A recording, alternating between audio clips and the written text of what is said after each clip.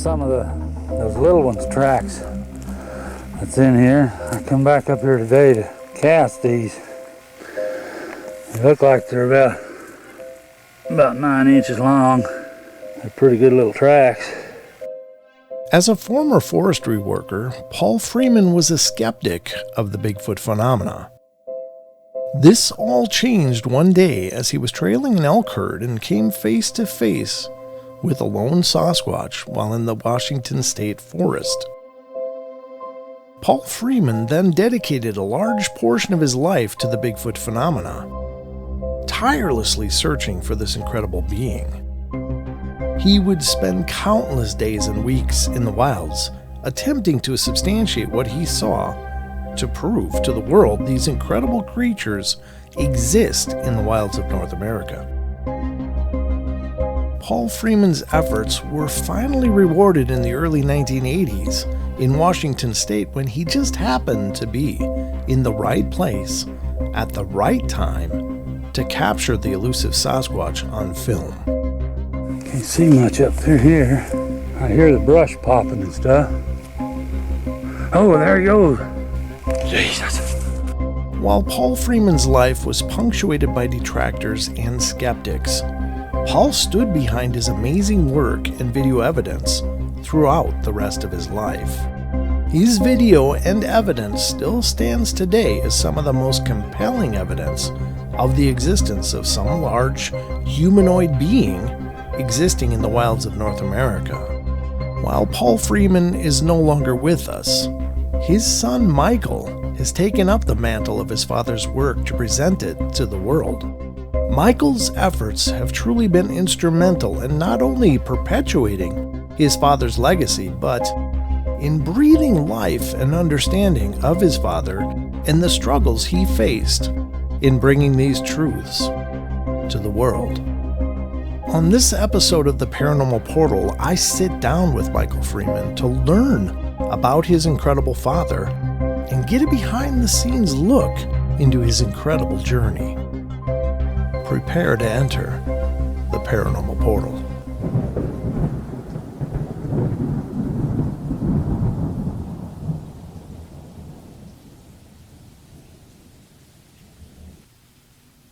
Hey everybody, welcome to the Paranormal Portal. I have a wonderful show lined up for you guys today.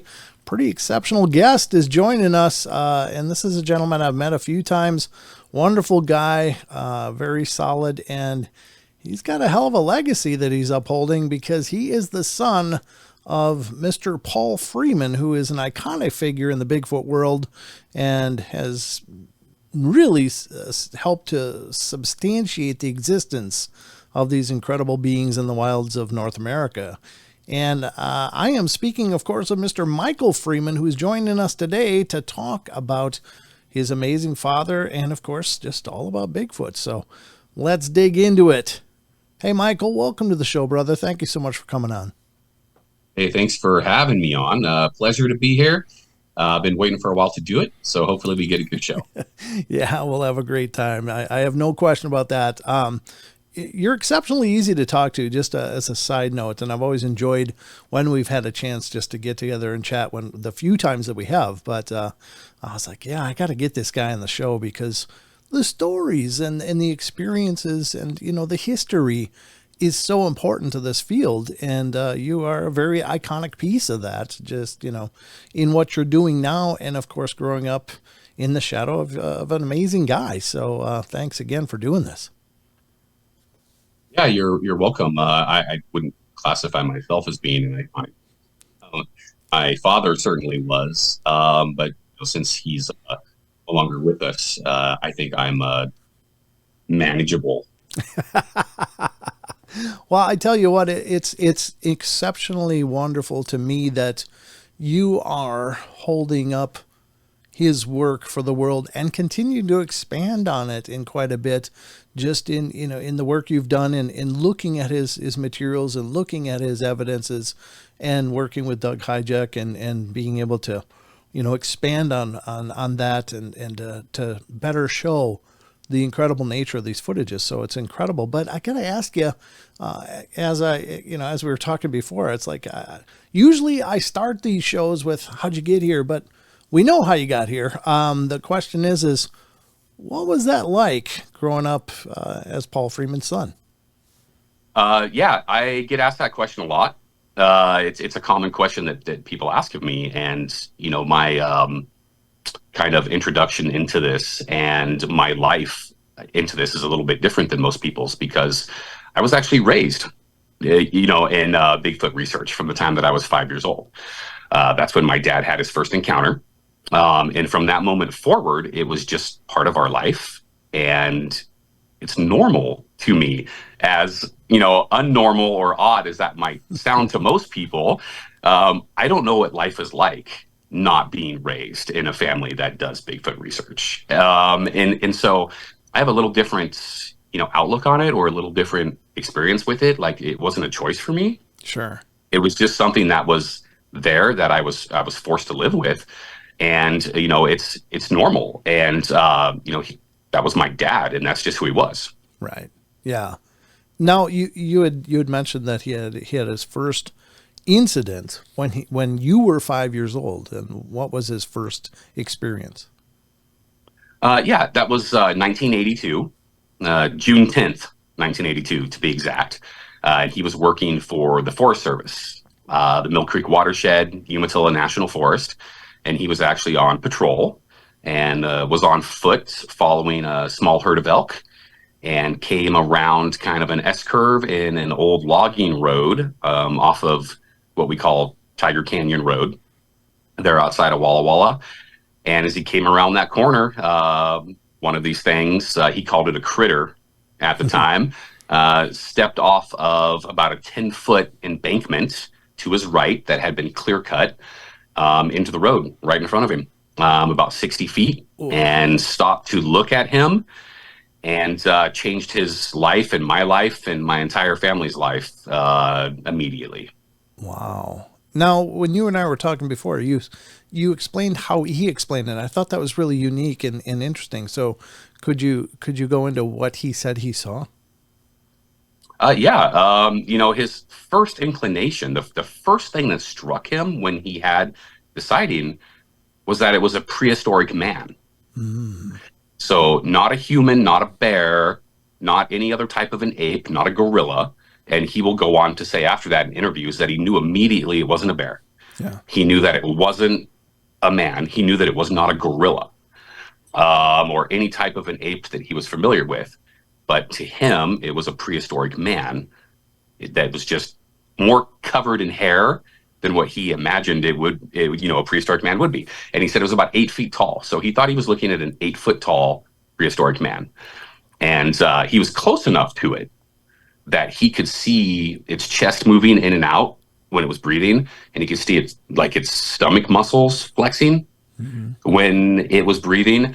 And he, clearly in great detail describes seeing the hair on its shoulders and its neck kind of stand on end, like you will see on the hackles of a dog when it looked at him, and he could hear it breathing and kind of making this like guttural type of like growling, sound at him. That's gotta be absolutely terrifying. For him to be just following elk and suddenly there's an 8-foot behemoth in front of you that like defies explanation. I've often tried to wonder what that would be like, and I'm glad maybe that I've never witnessed that, because I think it might keep me out of the woods forever. But it's gotta have really shook his world up, yeah. Well, it did, immediately, because, as some people don't realize, I guess, is he was not a believer in Bigfoot. Oh. He was someone that had, grown up in the mountains, hunting and tracking and trapping, and was raised that way. And when I was a small child around that time period and before, we survived winters on game. And we ate bear and we ate elk and deer and moose and all those things, and fish, of course. And my dad sold pelts, and $2 a muskrat pelt, and these things, and beaver, and he was a trapper, and he thought he knew everything that there was to know about what was in the woods, and immediately was confronted with something that he didn't understand. And as he will say later, in interviews, his brain told him to get the hell out of there, to run. Yeah. But his legs wouldn't cooperate. And he tried to step backward to get away from it. And at that moment, when he stepped backward, he actually hooked the heel of his cowboy boot on a rock and he fell down, and he had previously, before he was on foot, been in his service truck. Was driving a truck and he had parked it to get out and walk. And when he fell down, he lost the keys to his vehicle. Oh. And so he had to try to crawl around on his hands and knees to find his keys. And by the time he did, and he turned around and looked back up, this thing had started to walk off. Wow. And he watched it walk about 250 yards. His estimate is between 200 to 300 yards. So, 250 yards or so, he watched this thing walk down the road and up a hillside, and eventually it disappeared into the forest cover. But he does describe that it did stop periodically a couple times to look back at him, for whatever reason, make sure he wasn't following or to see what he was doing. And, one of the really nice details we get out of his sighting, aside from what we've already talked about, is that he does mention in that 200 to 300 yard period when he watched it walk, that it leaned forward walking. It had very long arms, and never once did its knees ever straighten out. They stayed bent the entire time. And that's something that his brain picked up on and that he didn't notice. So we have some really nice details about its movement that come from that. Those events, and you hear events just like that all the time, of these people, first of all, that are very, very well familiar with the wilds that they're in. They've been in them hunting, fishing, exploring, hiking, camping, whatever. And people are confident that they're in a known place. And then something like this happens where, it's just this paradigm burst. They're all of a sudden, they don't know it. And there's this impossible thing happening in their world. And the other thing that really, really boggles my mind is that, by all intents and purposes, we don't know much about these things, but what they seem to exhibit repeatedly is a desire to not be involved with us. Like, they seem to actively avoid and move out of areas, or, just generally not have contact with us. But then something like this happens. And in your estimation, then, does it sound, in your father's story, does it sound like this thing was just as surprised as he was that they were now, in close proximity? Or do you think it was a calculated thing? Can you extrapolate any idea about that? It's really hard to tell Sure. with the first sighting. I don't think it was calculated. Okay. So I do think that this sighting was probably an accident. Right. And from what we think we know, and I will be careful with saying terms like what we know, because Sure. honestly, let's be honest, we don't know anything. Right. Right? There's no Bigfoot experts. Yeah. There's none. We're all just a bunch of guys with opinions, right? Or ladies with opinions. And so from what we think we know of their possible diet and behavior and things like that, most likely, in his mind at least, and I tend to agree, it was probably following the same herd of elk. Sure. Yeah. And they just kind of cross paths. Mm-hmm. But it doesn't seem to be too interested in him. It stops for a second. He, falls backward, falls down. It leaves, and it turns to look at him a couple times to, maybe make sure that he's not following it or whatever. But it doesn't seem overly concerned with what he's doing. Mm-hmm. And it just seems like it kind of wants to get away from him. Yeah.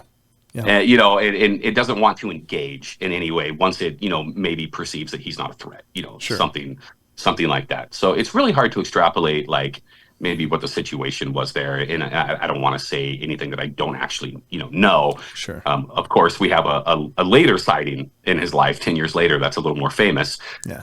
And we can extrapolate a little bit more from that, because there's some theories there as to what was going on. Sure. But with this one, it's hard to tell. Right. And, all we really know is that it scared the devil out of him. and when he finally did get back to his truck and he made it to his ranger station, there are on record 2 different people that tried to speak to him that he has no recollection of even seeing. Oh, yeah. He just walked past one gentleman who was asking him if he was okay. and didn't even like hear what he was saying. And then we have another woman that was an employee there that would later testify that he was as white as a ghost. Oof. And that's she witnessed that, and that he was, not babbling, but pretty much just like in a different state, and was locked in and wasn't even paying attention to other things that were happening around him. Yeah. So, and one other point about this story that I find really interesting, and this is why I love hearing people's accounts, because I think that, and obviously your dad was an extraordinary observer, because he picked up these real minute details, which I think is incredible. But I before this story, I was always like, is it possible that people could surprise these things? Because I mean, when you think of the Wilds, it's their living room, it's their home, that's where they live, and we're just visiting, and they probably know we're there long before we ever become aware of them. But when he noticed that stress response of the hair coming up, like the hackles being raised, I mean, it seems to exhibit that, yeah, it was probably as much a surprise to this being as it was for your dad, and then it just kind of evaluated, well, the guy fell over, he's no worries. Right. So he's just like, well, I'm going to go after lunch here, and walked away. But that's an incredible observation. I just think that's really powerful, Yeah, it is incredible. That first sighting has a lot of really good details, and also we have to remember with that first sighting, it was 1982. Yeah.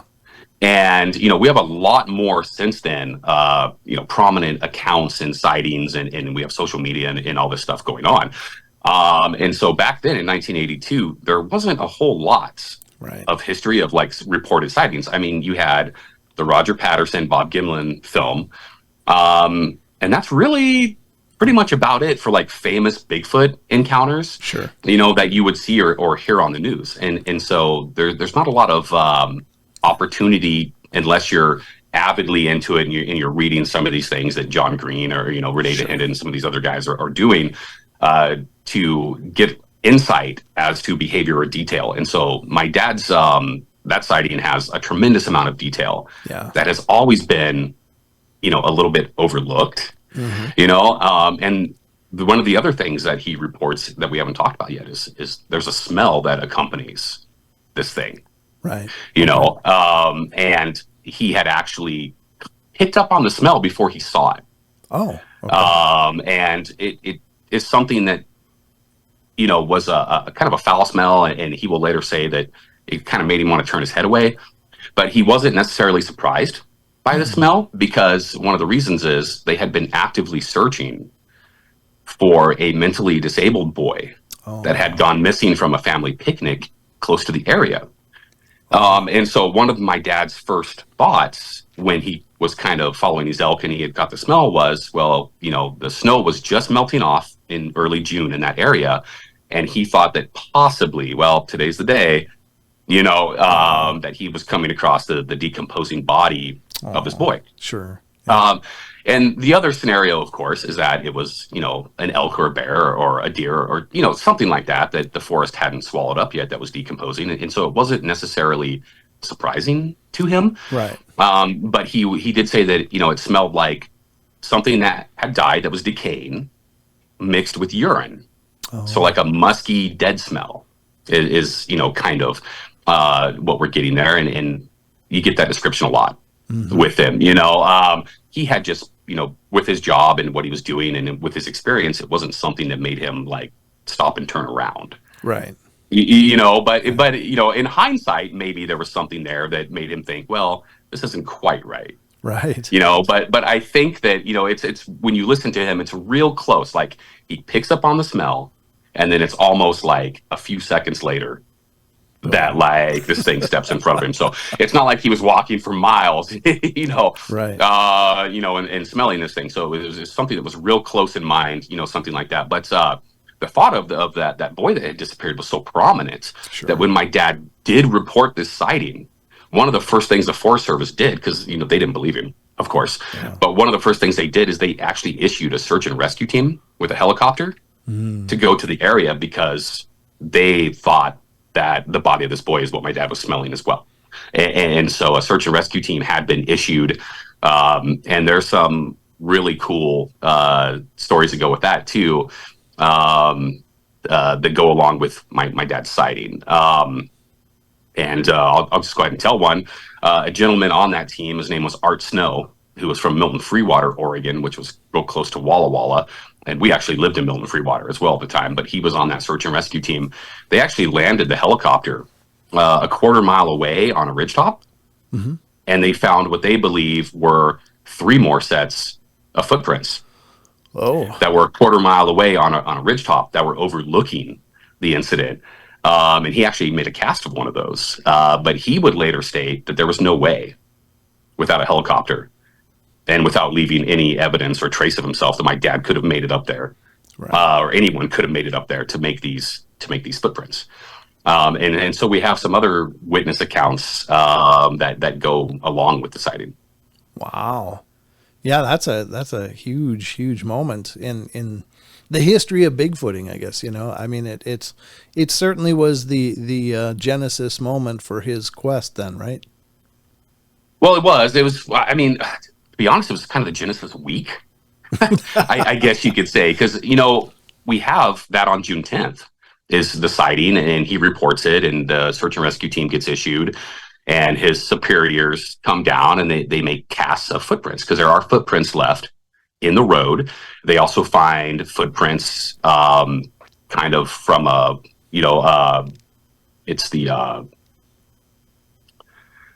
like a small creek that's running through the area, side of the road, kind of a ditch or whatever. They find some of the prints there as well. And the snow's just starting to melt off. So we still have snow and we have mud and the road's wet. So we actually get some really good, prints from that. And his, even though they don't believe him, and they will later kind of, I won't say slander, but I'll say discredit him, the Forest Service, a little bit in the local newspaper and whatnot. His direct superior, Wayne Long was the gentleman's name, does note, and we have this on record as well, that my dad at 6'5" and 250 pounds, walking the road where these footprints are found, doesn't even begin to make the impression that the footprints had left in the road. Wow. And so something much heavier than what my dad was. But I call it kind of the week of the genesis, because it was 6 days later after this, June 16th, 1982, my dad is on patrol with a gentleman by the name of Bill Epic, who was another service ranger. And they're on lunch, actually, at a place called Low Canyon, and they're patrolling. And they together come across 40 more footprints. Now, there's no sighting this time. This is only a footprint find, but it's about 40 more footprints. And this is where Grover Krantz comes into the picture, like, for the first time. And what is actually determined from these 40 footprints is that they're 2 different individuals. The first individual, the first set of prints, match the prints that were found on June 10th with his sighting. Oh, wow. The second set of prints do not match. They're a different individual that's unseen. And if anyone's ever heard of them or seen them or whatever, that second individual is where we get what's known as the Paul Freeman dermals. And those are the dermal prints that were cast that have the dermal ridges. And along with the dermals was the knuckles. And so the knuckle cast is actually the handprint of the dermal casts. Wow. And of course, those dermal casts became very important. Grover Krantz got kind of, really obsessed with those, and they're in his book. And he took the dermals to the symposium at the University of British Columbia, and he took the original left and right footprint of the dermals to the Smithsonian Institution, which is where they're still at today. The Smithsonian has the original casts of the left and right dermal print. Wow. And had basically been proclaiming that this is irrefutable evidence of the existence, we can't fake these. And so June 16th, even though there's no sighting, historically speaking, it might be more important than June 10th, because we do get the dermal prints, which are some of, if not the most important like footprints ever found.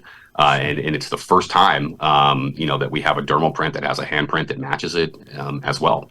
And so That's incredible. Yeah, I had no idea all that history was wrapped into this one series of events. That's incredible. all within 6 days. Yeah. So, a lot going on, in that time period, of course. Yeah. And then all of a sudden we had a lot of visitors, which is the first thing that I remember as a child is Grover Krantz and Renee DeHinden are like really strong memories that I have as a child. And the first thing that I noticed was different was all these, like, I guess I would say now eccentric like characters that all of a sudden were around the house, and things like that. So, that's what I noticed is there's just a lot more foot traffic, and my earliest memories of Bigfoot actually are Grover Krantz and Renee DeHinden. And, for everything that happened with Renee and my dad later on in life and all that stuff, I can always say like my first memory of Bigfoot is probably Renee DeHinden, to be honest. So, well, that's incredible. Now, did life change for the Freeman family following this? I mean, was it a really transformative experience for all of you in that way? Yeah. Life changed. You could say that, okay. Life changed, certainly. It came out in the paper, and my dad had went to the newspaper, even though he was told not to. The Forest Service basically said, we're not going to talk about this. Right. But he did anyway. And which caused problems. And then he was discredited in the newspaper by the Forest Service, and he was actually demoted to a desk job. He was not let to go out and patrol anymore because they didn't want him looking for, Bigfoot, whatever you want to call it. Wow. He was, given drug tests. He was accused of being drunk on the job, things like that. Anything to basically cast doubt on whatever he was saying existed. They did not want this out there for whatever reason, and this is a organization, that uses Bigfoot as a mascot now. Yeah. Right. Type deal. But in 1982, they didn't want to do that. And what ended up happening basically is, some people don't believe it, but it's true, is we took a lot of harassment. Oh, sure. After this happened. And my brother, who's 12 years older than me, he was about 16, 17 at the time. He was teased mercilessly. My dad was discredited. My sister was teased. She's 6 years older than me. And our house was vandalized. Wow. We had some people spray paint some stuff on our house, liar and drunk and all these things. There was a window broken out of our house. We got crank phone calls repeatedly to the point that my parents tried to change the phone number, have it not listed in the phone book, things like that. And eventually what happened was, and I always say it was probably my mother, to be honest, is that my dad quit the Forest Service. Mm-hmm. Was not fired. That's a rumor that's out there. Okay. He's not fired from the Forest Service. He quit the Forest Service. And my parents sold the house in Milton Freewater, Oregon. And we moved back to Camas, Washington, which is where I was from, and where my mother was from. And so we actually moved back and got away from all this. And my parents started a business and opened their own, deli and smoked meats store down on Main Street in Camas, Washington. And, that was going to be life from there on out. It was going to be good. And that's not what happened, but I often wonder like what it would be like if that was what happened and this Bigfoot stuff wouldn't have continued, but so it definitely changed our life for sure. And it's really tragic that, when you think about it, all he did was report his experience and let people know. And the pushback was so severe and so crippling, I'm sure, to your entire family. And it just seems so unfair that, just letting people know, hey, there's something out here, which you'd think people would want to know. Like, I think, for me, if I'm going to go camping with my family in an area and there's reports of a, 8, 9, 10 foot tall, hairy creature that we have no idea about, I'm probably going to change my plans, but I have the right to make that decision. But And you got to wonder, is it because of tourism? Is it because of, the dollars that brings in, that they're like, don't talk about this. Let's just keep it quiet. Well, there's a few things that kind of, I think, come into play that don't get talked about a lot in that situation. So sorry if I'm overwhelming everyone with all this information, Please. But, it's 1982. It's a small town. Sure. Right. And you have to remember that this took place in a government watershed. And so this is not public land. This is government land. Civilians cannot go in there. You can be jailed for trespassing in the watershed. And for those of you who don't know what a watershed is basically it's where the city of Walla Walla and Milton Freewater, Oregon, and the surrounding towns get their water from, is the river. And it's the Walla Walla River and Mill Creek that run through the watershed. And we have this protected area that civilians can't go into, and they can't, pollute the water and things like that. And I just learned last year that not every place has a watershed. Oh, okay. Like that's how I grew up. Like I just learned that, and I was blown away. I was like, really? Like every place doesn't have a watershed that you can't go into, right? And so it happened on government land. And one of the things that happens in this 6-day time period, because of the newspapers and the news that's getting out, is that ABC, CBS, and NBC, the three major news networks, get wind of this. They get wind of the sighting, okay, and they want to do a news story. Sure. Okay, and so they contact the United States Forest Service, and they ask for permission to do a news story, and they are denied permission to go into the government land and the watershed to film and to do this news story.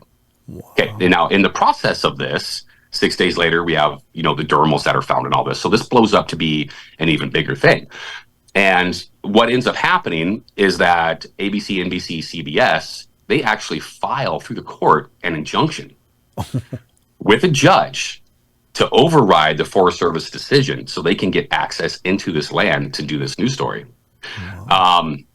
And long story short, I won't drag it out, but ultimately they are denied access to it. That news story does not get done. My dad gets discredited in the meantime, kind of. And so we do have a situation of the Forest Service not wanting this to be in the media, right, for whatever reason. And of course, I think you have to look at one of the reasons for that is, it's government land, and they don't want, of course, a bunch of people trespassing. And they don't want a bunch of hunters with guns trying to trespass and go onto this government land, and they're trying to, protect that or whatever. So, I'm not saying they're in the wrong in that situation, but it's all just, it's really more complicated than what most people initially think when they get into my dad and his first sighting, everything that happened around that. Yeah. And the news media being involved and all these things happening, and eventually, if they're not familiar, there's a gentleman by the name of Joel Harden, who was a professional tracker that worked for the United States Border Patrol. And Mr. Harden wrote his own book. It's called Tracker. And in his book, there's a section that is on my father, and so what happens is, this judge that's presiding over this case that's filed by the media, he gives the United States Forest Service, and this is a direct quote, and this is what set this whole thing up, is he gives them 48 hours to prove, and here's the sentence, he gives them 48 hours to prove by way of hoax that the sighting and the prints are not real. Otherwise, he's going to allow the three major news networks into the watershed. Okay, so this is where Mr. Joel Harden comes in. He is brought in from the United States Border Patrol. He's a man tracker. He is another government employee. He is not a third party. He is another government employee. He's brought in by the Forest Service to say these tracks are fake. So the news media does not get allowed in there. And lo and behold, he says the tracks are fake, and the news media does not get allowed in, and that's the end of the story. So, I mean, we can draw from that what we want, to draw from that. I've never met Mr. Harden. No offense to Mr. Harden. I'm sure he's great at his job. Sure. But I always tell people that, he was another government employee, and I think that he knew why he was brought in. and I think that he did that job effectively. Yeah. If you know what I'm saying. Sure. So, sure. But yeah, and sorry to backtrack, but No. yeah, obviously then we moved and we did all that, and we were no longer in the area. It was all done. Okay. Until it wasn't. That's what I was going to say, because the journey for your father definitely wasn't done, right? Well, it wasn't. It was supposed to be. Mm-hmm. It was supposed to be done, and where my parents were supposed to live in harmony and have this business, and everything was great. And I had started kindergarten and all this stuff. And then all of a sudden, Dad wasn't home on the weekends. Oh. Okay. And then all of a sudden, Dad and my brother were gone for a week at a time. And then all of a sudden, my dad was gone 2 weeks at a time. And what was happening was, my dad was making the, 400 some mile drive back to the Blue Mountains from Camas, Washington, because he couldn't stay away. Right. And what's a detail about this, again, and I'm going to talk about a lot of things that are overlooked kind of today. Sure. One of the overlooked details about this situation is that Camas, Washington is right on Mount St. Helens. Oh. I mean, pretty much. I remember when I was 3 years old when Mount St. Helens erupted. Me and my sister, I remember us being outside playing in the gray snow. Like, that's a vivid memory I have, was the ashes covering Camas and coming down, before we moved up to the Walla Walla area. We have the Cascade Mountains there. We have, Mount Rainier and Mount Hood, and we have Mount St. Helens, and we have history, especially with like Ape Canyon and stuff, of Bigfoot activity in that area. And my dad doesn't stay there to research.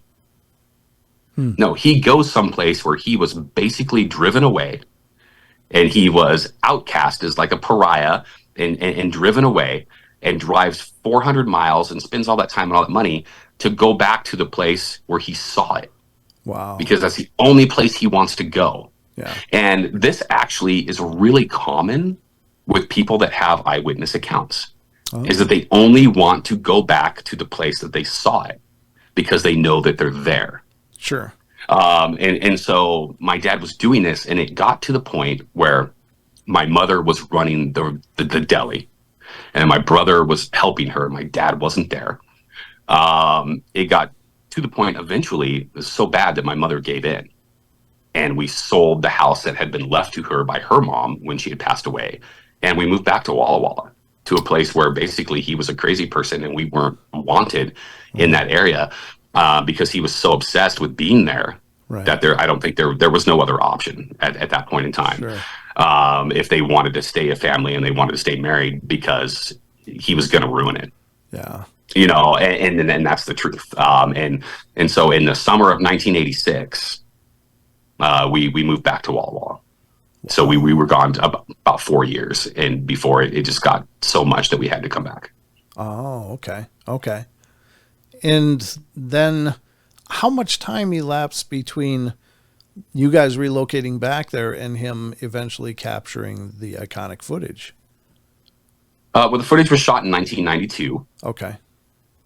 So it was 6 years. Yeah. Time elapsed, between that, and he was actively researching, had at that point in time squarely teamed up with Wes Summerlin and Vance Orchard and Bill Lowry and Dar Addington and those researchers, from that area, was working closely with Grover Krantz as well. And, we had a lot of expeditions that were taking place. And in 1987, alone, we had Renee DeHinden twice on expedition. We had Bob Titmus there. We had Peter Byrne there in 1987 as well. All those people. We also had Good Morning America there to do a story with him. And so, by that point in time, he had kind of become a little bit of a celebrity. Sure.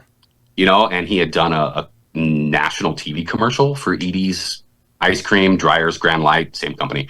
Edie's, Dryers, Ice Cream. He had done a national TV commercial, some of those things, and kind of had been gotten recognized a little bit, for better or for worse, for what he was doing. But of course, everybody knows him for the Deduct Spring video in '92, which is, kind of the penultimate moment, I guess you could say, of his research career. Right.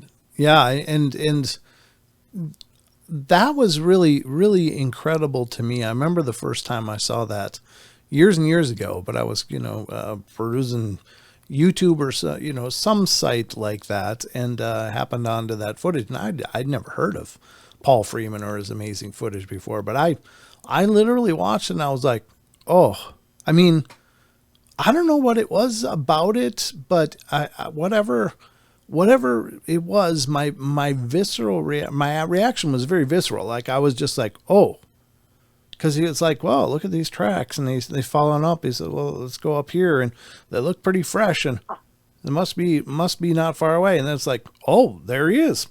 It's like, there he is. Right. And you see that hulking figure walking in front of that baby pine, or the not baby, but the sapling pine. And it's like, wow. I mean, it just, to me, that was as iconic as the first time I saw the Patterson-Gimlin film. It was just like, wow, there it is. It really is. Right.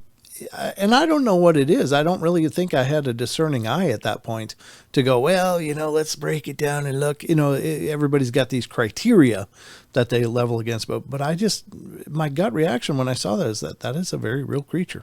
And it's walking right there, right in front of them. And I was like, wow, incredible. Yeah, thank you. Yeah, it's pretty incredible. One of the funny things about my dad's footage, is I think even more than the footage, I think the audio might be more well known than the actual footage itself, because everybody knows, oh, there he goes. Yeah. Right? That's what he says when it comes out. He says, oh, there he goes. Yeah. And my best dad, impersonation, and then he says, Jesus, when the camera drops, when it moves. Right? Yeah. Everybody knows that. There's I have a sticker on my fridge that I bought that says, oh, there it goes. I didn't make it.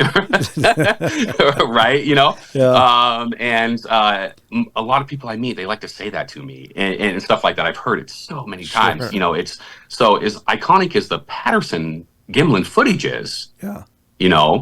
My dad's audio, which we don't have in the Patterson film, right? There's no audio. So that's what separates my dad's. But my dad's audio, I think, is almost as iconic as the Patterson-Gimlin footage. Sure. In itself, Right. And if you're wondering, for those that don't know, if you've ever wondered, because we don't know where the original, Patterson-Gimlin footage is, right? It got lost, it got destroyed, something like that. Sure. I actually know someone that claims to be in possession of it. I won't mention their name. Sure. It's a bunch of, but for all those who are curious about the Freeman footage, there it is. That's the original. Wow. This is going to the highest bidder, by the way. Right. As long as it's about six figures, they will talk. No, just kidding. This is the original copy right here. Oh. This is 8mm digital magnetic tape. Mm-hmm. It's about the worst technology ever created. Yeah. It was convenient for the time. Sure. And, that was great. We were all about convenience in the 90s and all this new technology, and you could pop it in the camera and, all this stuff. Sure. You can't do anything with it. It's like 400 pixels or whatever it is. You try to zoom in on it, it turns into a blob. It's actually really difficult to enhance. And so it's taken a long time to work with it. The 16mm footage from 1967 is far superior to 8mm digital magnetic tape. Sure. So I wish my dad would have been carrying what Patterson, had on him, but for sure. A lot of people don't realize, with that, they just seem to think that he showed up one day with a camera and turned it on and got video of Bigfoot. Right. And that's couldn't be the farthest thing from what actually had happened. He had been given the camera by my uncle, my mom's brother, my Uncle Larry, and who was pretty much my dad's, best friend. And he had given my dad the camera because my dad had been renting cameras from Rent-A-Center, in the late 80s and the early 90s. Sure. And it's extremely expensive, and something we couldn't afford to do. And finally my uncle gave him that camera, and from that point forward, my dad was filming a lot of things. I mean, I have hours and hours of video footage of my dad filming tracks and filming, wildlife and the scenery, or him pointing over and saying, oh, that's where I had my first sighting, was over in that ridge. And, I can't go over there now because, I'm a civilian these days. They don't allow me in there. Wink, wink, type thing, that he was saying, or my dog running around. I have hours of footage, and in my book that I wrote, I have 2.5 hours of footage in there that you can watch, and in this footage is honestly, it's about 9 minutes.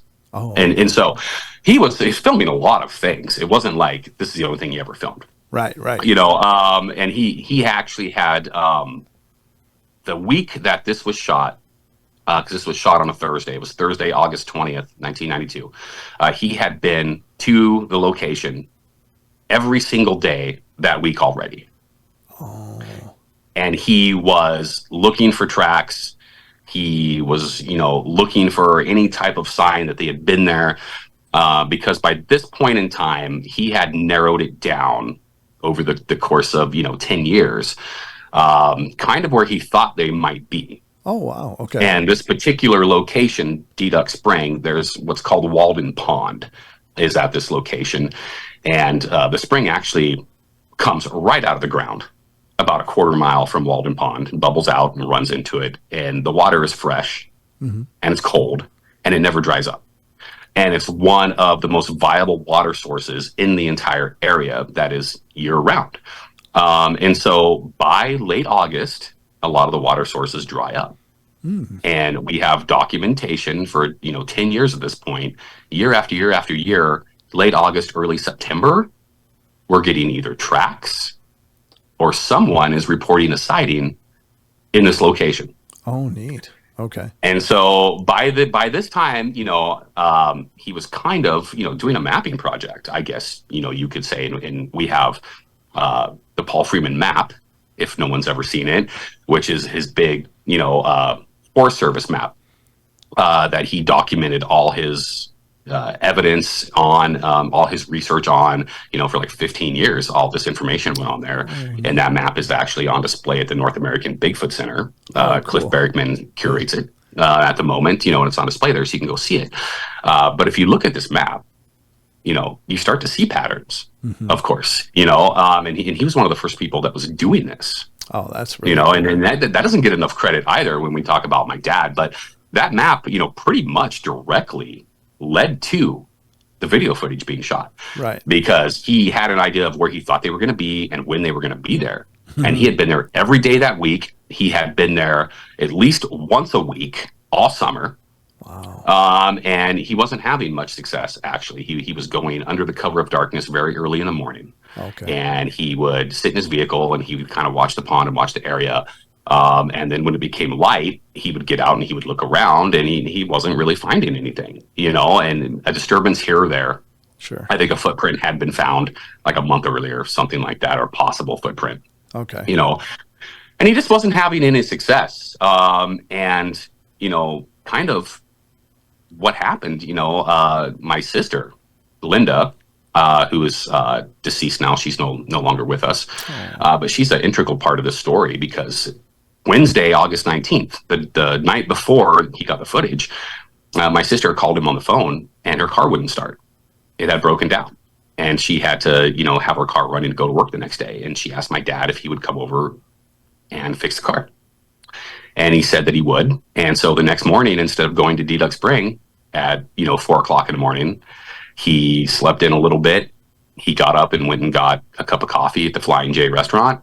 He went to my sister's house, and he got her car running. And we think that he finishes this about 9 a.m., right around there, 8:30, 9 a.m. He's on his way home, and he just kind of has this thought, because my mom was at work at the time. She was working at Bimart, and I had friends that had stayed the night, and I had like 3 or 4 buddies that were in the basement with me, and my dad just kind of said, what the hell? I'll go up there anyway. Nothing else I'd rather do. Sure. And it's about an hour-and-a-half drive, and so he gets there around 10:30 in the morning, and So a good 5 hours, if not more, later than what he had normally been, getting there throughout the rest of the week, and literally walks up on one. Jeez. Wow. So thankfully my sister had a car that was not in good condition, right? If she maintained her car better, probably we wouldn't have the Freeman footage, to be honest with you. And I really do think, and my dad kind of thought as well after the incident, that they were probably watching him, and they were waiting for him to leave. Oh, sure. Before they were conducting, getting water or conducting their activities or whatnot. Right. And that day when he wasn't there, when he normally was there, when they were used to him and the pattern was broken. Right. And it's some hours later. And this would be, around 10:30. Honestly, he had been leaving around 9:30, somewhere around there, usually, and coming home. So this would just be like a short time after he, had left. And yeah, he walks right up on one, we'll say, right? One. And we now fully believe, of course, that there's a smaller juvenile, or what you'll call a baby, that's in the footage, as well. Sure. That we can see near the end of the footage. But yeah, call it, serendipity or call it luck or call it, luck and research or, whatever you want to call it, mixed together. But yeah, kind of just an odd event that threw him off time is kind of what led to him actually getting the footage. That is really cool because, I mean, as you stated, I mean, he had researched and dialed it in already, but they were just watching, and that makes perfect sense to me. And then once he broke that established pattern, they just weren't able to anticipate that. And they were probably like, oh, geez, well, he's here. Exactly. Yeah. And, we talked about earlier with this first sighting, whether we thought it was, something that was, on accident, or right. something like that. I said, well, it's kind of hard to make that, observation, but I think we have a little more insight into this one because I truly do think that he surprised them right. that day. Yeah. And I'll say them, sure. But I truly do think that he surprised them. And he has always thought that they most likely were at the pond getting water when he pulled up in his vehicle. Okay. And that when they heard him pull up in his vehicle, that they left the scene. Okay. Now, we do know now that there is a small baby in the footage. Yeah. Okay. And we know that the small baby is to the left and back of where the initial Sasquatch is filmed. Okay. Wow. So we know this. And we kind of have, I guess, a guess is the best way to put it as to what happened. I truly believe that the female was hiding from him, that they had bolted when he got there. And as he starts to go down the trail and he's looking at the tracks, I think there comes a point where he gets too close. Yeah. And at that point where he gets a little too close to, baby Bigfoot, potentially, I think that's when the female decides to show herself to him. And I think she does so on purpose. Yeah. Oh, sure. And I think she walks in front of him and she does that head snap and she looks directly at him as she steps in front of that tree. And I've always thought that I think that look that he's given, I don't think it's a friendly look. Right. I think it's that's enough. Mm-hmm. Type thing, and kind of the kill deer theory, where she distracts you from where the baby actually is, right? And she goes off in a certain direction. And my dad loses her at that point. He honestly does. He loses her, and the camera goes down, and he spends a few minutes because he's trying to locate with his eyes where this thing went, and it's a little bit later. Mm-hmm. When he picks it up when he sees what he thinks is the second one. He'll say it's the second one, yep. Which we believe is the same one. But what he thinks is the second one because it's in an area that is not where he thought she went. And so it kind of surprises him a little bit at that point as well. And she picks up the baby and she's out of there. But no, I think that she comes out on purpose. I think it's a distraction to distract him and to give him a warning. And then she goes and gets her baby and she disappears. from that point. But yeah, so I guess the point is, the first sighting in 82, yeah, I don't know. But the 92 sighting and the footage, I think that, fully showed itself on purpose with intent, because there was a smaller one there. Sure. And we kind of get, there's that theory with the Patterson-Gimlin film, because she's a female in that film as well. Sure. And there is that theory that they think that there may have been a smaller one present. Right. And that's what Patty was doing as well. Showing herself was to distract from the fact that there was a smaller one that was somewhere. Right. And we now have, I believe as of last year, we now have Mr. Gimlin telling Scott Billette, at least in an interview, that there was a smaller set of tracks. Oh, okay. That was there, which it's a lot of years later. Sure. But maybe he's never been asked that question before, but he's now clarifying that, yes, there was a smaller set of tracks. And so we do think, it's possible at least, Patty had a smaller one. Yeah.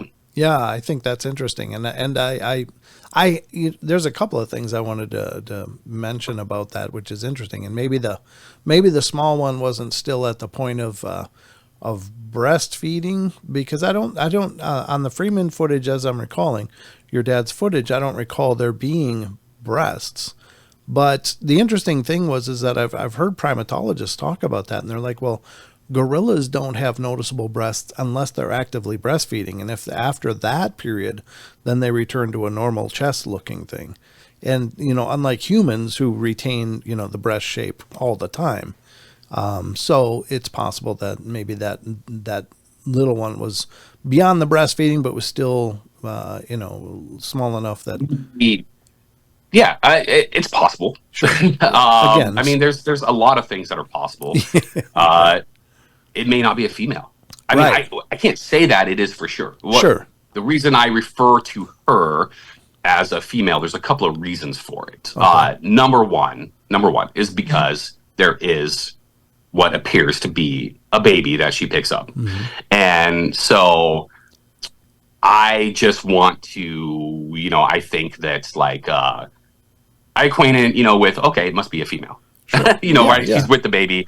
I think we do that, and we don't assume that it's probably with the dad, because a lot of animals in nature, you'll see the babies be with the females more than with the males, right? Yeah. The second thing to it is that her footprint is not incredibly large. Oh, okay. It's 13 and a half inches. Okay. Okay. And I also brought this is her footprint.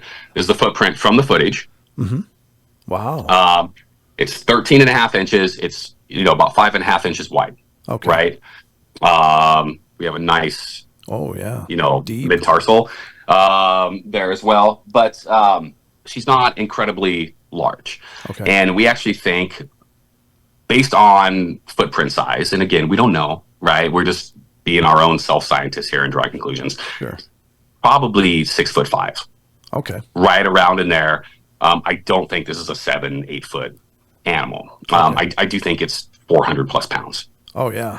Okay. Right. But and there's a lot of people that think Patty's like 7 foot something, whatever. And there's a lot of people that think Patty's like 6'3". Right. Right. Yep. And somewhere in between there. Patty's a 14-inch foot.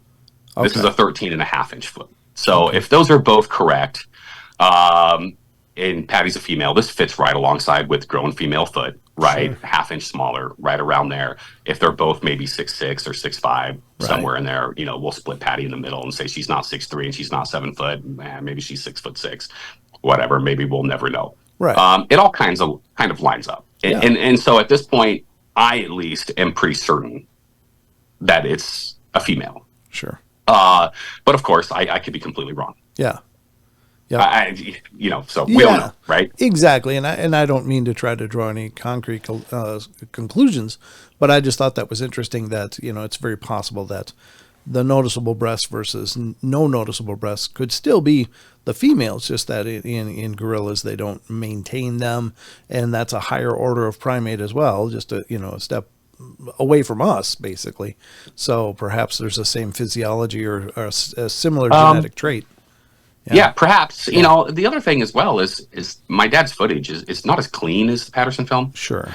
And she steps out and she walks in front of that Douglas fir that's there, and then there's kind of the tree hide. And then when we see her later pick up the baby, it's from the back. Sure. And so we don't have a real clear image to really know if she has breasts or not. I mean, it appears that she doesn't, but I mean, you know, if it is some type of an ape, which I believe that it is, okay, and we're apes, right? Sure. People come in all different shapes and sizes. Right? And women come in all different shapes and sizes, as we know. Maybe Patty is more on the Dolly Parton side. And maybe the one in my dad's footage is, you know, more on the, you know, well, I won't throw any famous women under the bus, but maybe on the less endowed side, right? You know, that could be possible too. You know, and even in that case, if they're pregnant, you know, the breast may not be as engorged, right? They may not appear as large as well. So, I mean, there's all types of conclusions that we can draw from it. You know, or if they are apes, like you said, where, you know, gorillas don't necessarily exhibit large breasts unless they're actively breastfeeding. It could be a situation like that. Maybe it is a male, you know, I don't know. I'll be the first one to say I don't know. But I think a lot, not that it's correct, you know, but I always try to say, like, you know, like as I said earlier, like there's no experts. I'm not an expert. No, for sure. You know, if there ever is an expert on Bigfoot, it's going to be a man or a woman in a lab coat. Absolutely. With one on the table. And that's going to be your Bigfoot expert.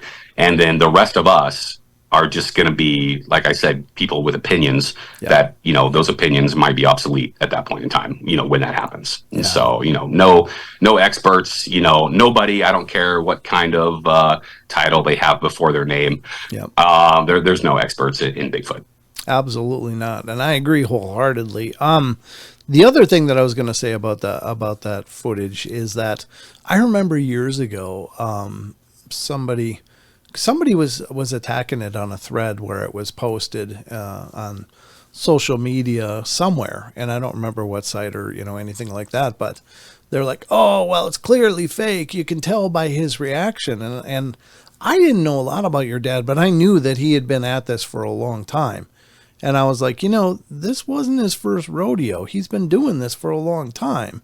And I assumed that he maybe had seen others. I didn't know about the first sighting at that time. But I was, you know, but there again, unless you know the person, like I've been around people that have been through absolute tragedies and are like, oh boy, can you believe that? You know, and then there's other people like, oh my God. So, I mean, there's a very individual reaction that you can't gauge just from these few seconds of footage. Like, well, he's obviously telling the truth, or no, he's not excited enough. And it's like, how do you know this person so well? I mean, was your dad a pretty, was he an exuberant, loud personality, or was he just a real stoic personality? What was he like? Well, he was a good old boy. Yeah. you know? Yeah. My dad had a big personality. He did. Sure. He was good at, you know, telling stories and, I bet. You know, things like that. And he was well liked by people, but he wasn't overly excitable. Right. Yeah. Okay. And plus, you know, we talked about the 82 sighting, but some of the, you know, there's history that's in between, right? And there's another sighting in 1988. Oh. Like in 1988, my brother, Dwayne, and my dad actually deer hunting have a sighting together. Oh, cool. And so there's at least 2 sightings previous to this, potentially one more. And we, you know, it's not his first rodeo, right? Yeah. He's been at this. And I think it's the initial, oh, there he goes. People don't like that. They don't like that for some reason. Oh, but I love it. After that, what does he say initially after that? He says, Jesus. Yeah. And the camera drops and he starts running and then he's shaking and then he's breathing heavily. Yeah. And so if you ignore the initial, oh, there he goes, he's pretty excited past that point. Yeah. You know, and what's going on and like what he's saying. And people don't really pay attention to that. But I think it's funny because the, oh, there he goes, like, I've heard that deer hunting. Right? Yeah. That's like something like that's my dad. That's the way he talked. That's the way that he would say. We would be deer hunting or bear hunting or something. Be like, oh, there he is. Yep. Like, you know what I mean. And so that I think that was a natural like thing that's an organic that reaction. came out. You know, but oh yeah, I've heard it's terrible acting. You know, or this or that. It's like you don't know. Number one, you don't know, right? Yep. And you know, sometimes people kind of cast shade on it because they're like, well, why does he run at it? Isn't he scared? Isn't, you know, like, why would you run toward it? Well, I don't know. Why did Roger Patterson run toward it? Right. I mean, that's what right. That's what he was there for. The two best examples of film we have are people that ran toward it. Right. You know, instead of like freaking out and running away from it. Yeah. But, you know, it's one of those things. And in 82, he did freak out and fell down and tried to back up. Yeah. You know, and by, 10 years later, with all this research and having a sighting in between and all this stuff, I think it was one of those situations where it was, I'm going to prove to the world I don't care. Right. Yeah, exactly. And that was pretty much Roger's frame of mind too, was that Roger Patterson wanted to show, that this is a real thing. And both of those guys, I got to give them credit because they had testicles of steel. I just can't imagine. Well, it's in my book for anyone that's read my book or anything like that.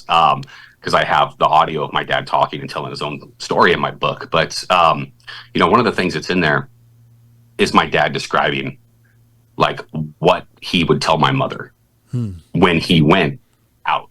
And when he was gone, because, sometimes he was gone for a week or two at a time. Wow. Even later, even in the 90s, after he moved back, he would be gone for the weekend and things like that. He would go and camp and research. And, this was pre-cell phone, right? Sure. We had a CB radio. He had one in his truck. We had one at the house. Okay. But basically, he would go out. He would CB radio my mom, if she was home or whatever, and basically tell her where the truck was parked. And that he'll contact her when he gets back. But, and I don't do a good enough job of talking about it. But if you listen to my dad's audio, it strikes me, of course, because I'm his son. It's my mom and it's my family. But he literally would tell my mother, if I don't come back, here's where you should start looking for the camera. Not me. Here's where you should look for the camera. Wow. And because he would tell my mom, if I don't come back or if they find my dead body, I want you to get that camera and don't give it to anyone because I will film until I can't film anymore. Wow. And whatever did this to me will be on that camera. Yeah. Wow. But this is where I'm parked. If I don't come home, this is where you need to start looking for me. And those are the type of things he would tell my mom. And then he'd be gone for a week or two and she wouldn't hear from him. We wouldn't know where he was. Wow. And then all of a sudden he would, CB radio, or he would just show up sweaty and dirty in his pickup, a week later and be like, well, I'm home. Well, there it is. And have some fresh footprints or whatever that he casts out there or whatnot. But at that point in time, getting to my point, I think it was, I'm going to prove to the world that I'm not crazy. I'm going to film this thing and I'm going to run towards it. And whatever happens is what happens. Wow. Okay. That's excellent. I think that speaks a lot to his frame of mind, that it was that important to him and it drove him to finally realize that vision in the form of these films. And it's incredible stuff. And, I don't envy in a lot of ways you're having to grow up, basically the choices he made reflected on the whole family and were a burden for all of you to carry. But I without what he did, I think he was a very iconic figure in the Bigfoot's community and in these unknown worlds altogether. And his dedication and devotion really moved the needle forward, in my opinion. And I'm really grateful for that, because I think this is a very real phenomenon. I think there's something out there people are experiencing, and it takes somebody like that with such a vision and tenacity to bring back something to show the world, and he certainly did that. And I'm also really incredibly impressed by you taking up that mantle and to continue to promote what he did, because it would be so easy for that to get lost in time and in the archives of online media and just this piece of history. But you're out there, you're talking about these experiences, you're bringing new life into it. You've written this incredible book, and could you please take some time to let people know about this, because I think it's a fantastic publication for sure. Yeah, it's called the Freeman Bigfoot Files, and I did write it. And my dad, I've talked about having audio of him, that's in the book and talking. And what my dad did is he actually recorded his own story on cassette tapes in private. Okay, in private. It's not something he was doing and he was telling anybody about, including us. These are things that were found after he passed away, actually. But I have about 9 hours of him telling a story, and he mentions in his recordings that he's doing this because he's going to write a book. This was a book he was going to write. And unfortunately, my dad passed away, when he was 59 years old, and he never got to write a book. And so I did it for him. Oh. And included his audio and included his voice in there, with him talking. So you can listen to his story that he was recording, that he wanted to be a book. So, I mean, in essence, it at its heart, it's an evidence catalog more than it is, a book. It's an evidence catalog. It's got 110 full page pictures of casts and footprints and things like that in there that you can look at, and 2.5 hours of my dad telling his own story, and there's 2 hours of footage that he shot with his camera that you could watch, and the sighting, of course, the Deduct Spring footage, but there's other stuff. There's him just looking at tracks in '91, and there's footage of him and Dave Bean casting a handprint, and there's a 48-minute clip of him giving a presentation at the Western Bigfoot Society in 1997. And him giving presentations are very, very rare. Sure. And so there's some really good stuff in there, but it's my dad's book. I just put it out there for him.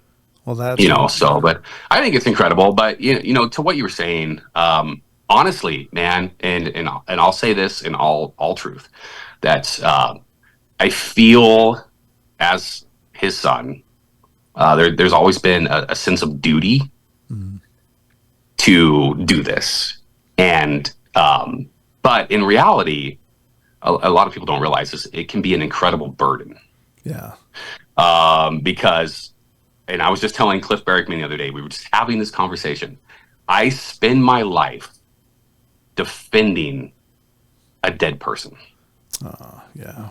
Right. And sometimes it is an incredible burden to carry. And it's done because, there is some type of sense of duty that's, I want to get the correct information out there. I want to get the evidence out there. I want to get it enhanced. I want to present it to people that haven't seen it, and bring it to a new audience. And maybe we can never prove that, the footage is 100% real, but maybe we can prove that it's not fake. Right. Right? Sure. Like, let's do something, let's keep the ball rolling. Well, and so, I don't do like a lot of podcasts anymore. And there was a time period when I was kind of under obligation to do a lot of them because I was promoting a book coming out and things like that. But I don't do a lot of them anymore. And I don't do an incredible amount of presentations, at conferences, 1 or 2 a year, usually, if that, right. And I'm not sure how many I'm doing moving forward. Sure. To be honest, podcasts or presentations. I appreciate anyone that wants to talk with me, though, and I appreciate anyone that has interest in my father or anything like that. But as we touched on at the beginning, like, man, I'm just me. I'm just Michael Freeman, and my dad is the important person. Well, and my dad was the famous person. Sure. And all I am is a substitute that is just getting his information out there and making sure that it's kept in the correct light, and my name's on the book, but it's my dad's book. It was done for him. Oh, that's beautiful. The other big thing that I think is important, though, and I think it's the importance of you doing this, is in that just in this discussion, Paul Freeman is this figure that I was aware of, and in talking with you a little bit, and in seeing your presentation, it created more of a human being. But just that's the big thing, is that you've, rather than just this name with this footage, you've explained to me the person, and that's an amazing thing, because it's easy to dismiss an idea, but once you've had a chance to understand the person, it's like, now it becomes bigger and it becomes more powerful. And that's what I think a beautiful part of what you're doing is you are humanizing this man, and you are telling his story, and you are bringing us into that experience. And I again, on first blush, I was already on board. I'm like, this is real. I just believe this is real. But in talking with you and in learning about your father, yeah, I mean, it's just even so much more so. So I think, what you're doing is incredibly important. Thank you. I appreciate that. And, everything you said, that, yeah, I mean, that's why you do it, right? Sure. That's what I want people to realize. Right. And yeah, I mean, that's my dad. Yeah. It's not someone I idolize. Sure. It's not like a Bigfoot researcher that I look up to, or that I've seen on TV, or, right. Something like that. Like, I mean, it's my father, and, it's the person that raised me, and all this stuff. And so I appreciate hearing those things, which I don't hear enough, honestly. Sure. There's not enough people tell me something like that. So I appreciate that. That's amazing, and it's wonderful. And I hate to cut you short, but I'm about out of time. So well, thank you so much. Where's the best place people can find the book, and also your cast that you do on social media? Yeah, I mean, the book can pretty much be bought anywhere that buy books. Amazon, Barnes & Noble online. You can go to Hanger One Publishing online. The North American Bigfoot Center, Cliff Barackman's museum in Boring, Oregon. He sells them online. Or you can contact me personally if you're so inclined. I will sell you one and sign it and autograph it for you and all that. I also, as you did mention there, have footprint cast replicas of the originals that I sell. I'm pretty easy to find. Facebook, Michael Freeman, that's me. Mm-hmm. I'm on Instagram, and it is mfreeman77 on Instagram. Or if you're so inclined, Freeman Bigfoot Files at gmail.com. Perfect. The name of my book as a Gmail address is my personal Bigfoot only email. So if you wanted to order something, or just chat Bigfoot, you can't find me on Facebook or something, you can email me at freemanbigfootfiles at gmail.com. Or you can contact Brent Thomas, and he will get you all that information. Absolutely. One other clarification I want to put into this, during the interview, when you're referring about the book, you're saying in there you can hear my dad explaining this stuff and see the footage. And the way that Michael did that was he put these exclusive links that you're able to access to be able to view these files and listen to them. So they're not actually they're probably in the book as well, but if you want to hear it and watch it, that is available through the book. So definitely check it out, ladies and gentlemen. Michael, thank you so much for making the time. I appreciate it, and it's been an absolute pleasure, brother. All right. Thank you. I appreciate it. And, maybe we'll do it again down the road. Perfect. I'm game. All right. Have a good day, brother. You as well.